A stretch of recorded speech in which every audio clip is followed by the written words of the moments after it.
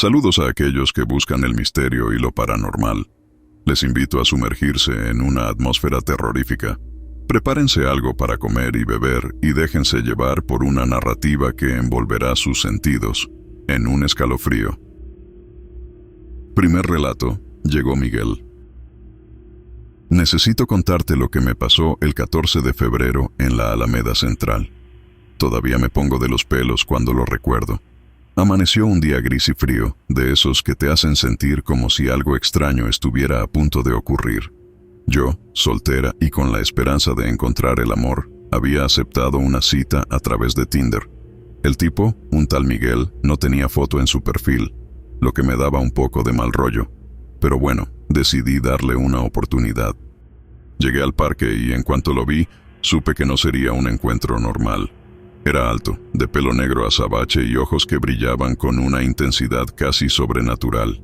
Vestía un traje negro impecable, como si fuera una fiesta o un funeral, y desprendía un aroma a lavanda que me envolvía y me producía una sensación extraña, una mezcla de atracción y miedo.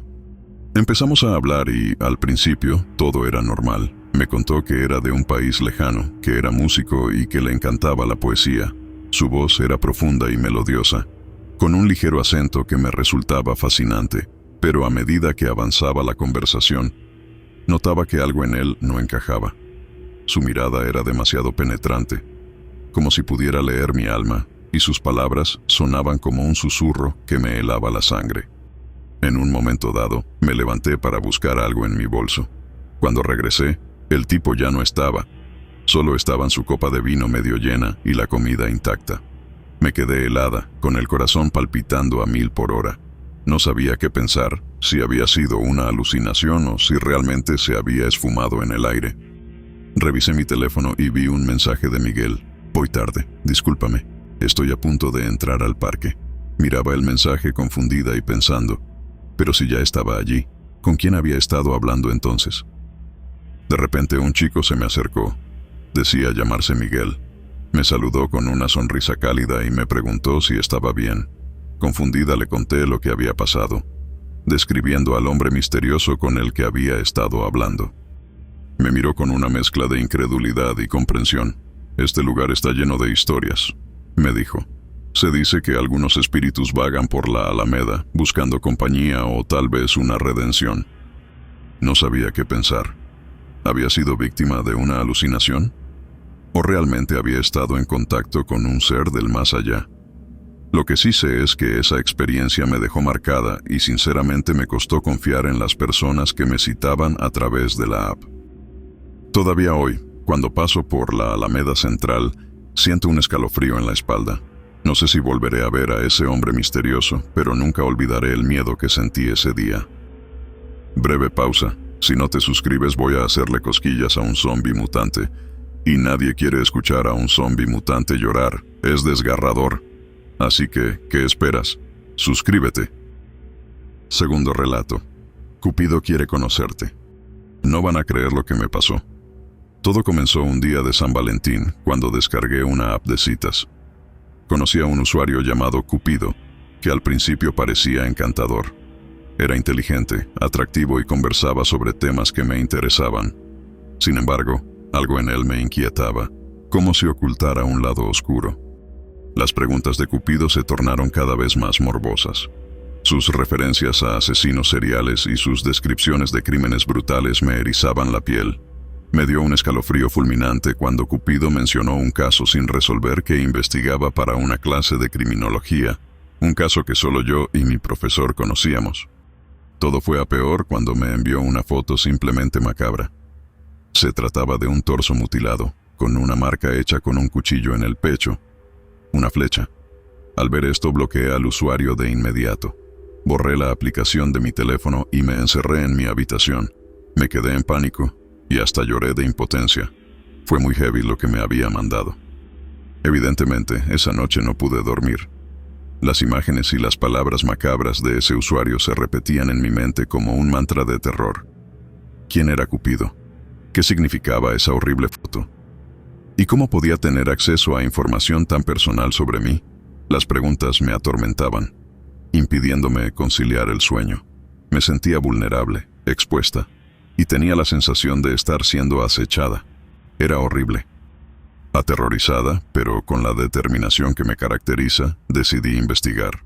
Usé mis conocimientos de programación, ya que anteriormente había estudiado programación 2 semestres, y esto me daba cierto coraje para acceder al código de la app y analizarlo, y fue cuando descubrí algo aterrador. El perfil de Cupido parecía tener un algoritmo detrás analizando datos de otros usuarios, incluyéndome. Al amanecer, decidí que no podía quedarme de brazos cruzados. Tenía que profundizar aún más, sin importar el costo. Esta experiencia me había cambiado para siempre, y ahora solo buscaba una cosa: justicia. Sabía que Cupido y su algoritmo no eran producto de un simple usuario trastornado ocioso, sino de algo mucho peor. Así que contacté a Daniel, un amigo experto en informática. Al mostrarle la foto del torso mutilado y explicarle mis sospechas, Daniel comprendió la gravedad de la situación. Juntos nos embarcamos en una investigación tras el algoritmo para desenmascarar al responsable de esta macabra farsa. Rastreando la información, descubrimos que detrás de Cupido se encontraba un empleado del departamento de IT de la app de citas. Esto nos dejó atónitos. Pero debíamos informar a la policía cuanto antes. Así que les llamamos y con las pruebas necesarias, nos presentamos en la estación más cercana para explicar todo y que pudieran arrestar al hombre de una buena vez.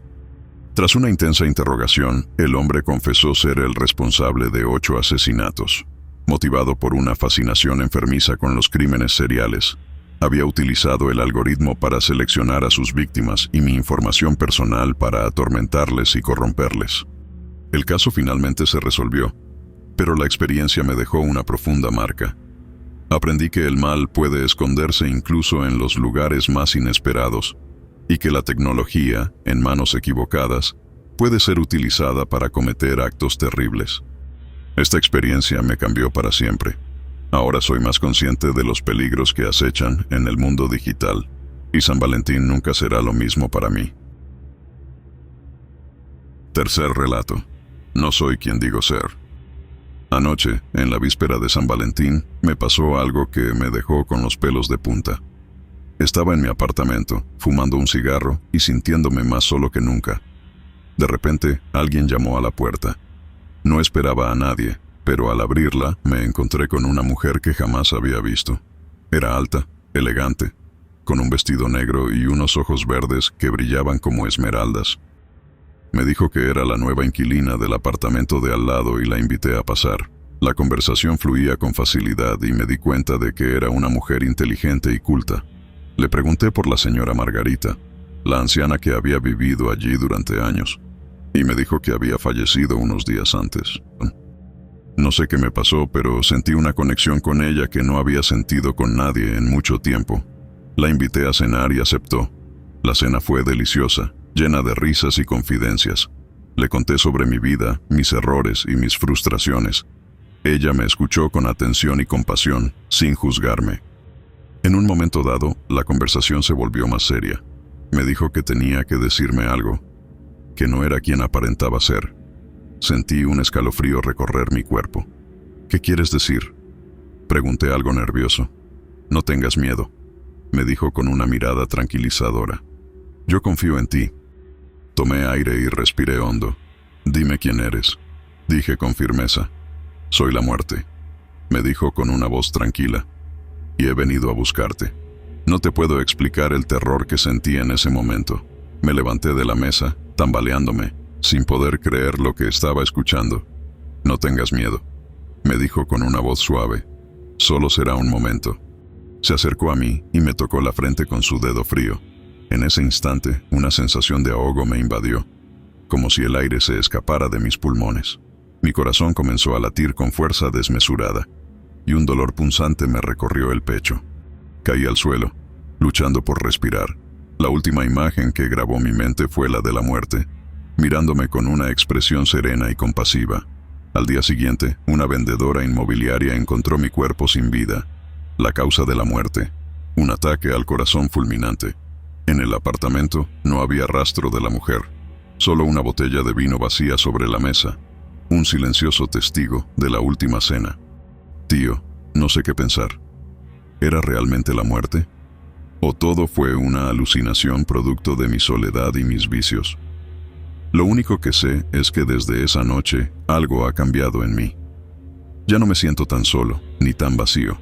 Tengo la extraña sensación de que, de alguna manera, estoy más vivo que nunca. ¿Te gustaron las historias? Más te vale, tienen mucha investigación y corazón detrás. Cada vez que veo tan pocos views, lloro en silencio. Pero ¿sabes qué me contenta? Ver un suscriptor nuevo. ¿Te unes? Por cierto, si tienes una historia que contar, mándamela al correo que dejo en la descripción del video. Y todos ustedes que se suscribieron a mi canal recientemente, muchísimas gracias.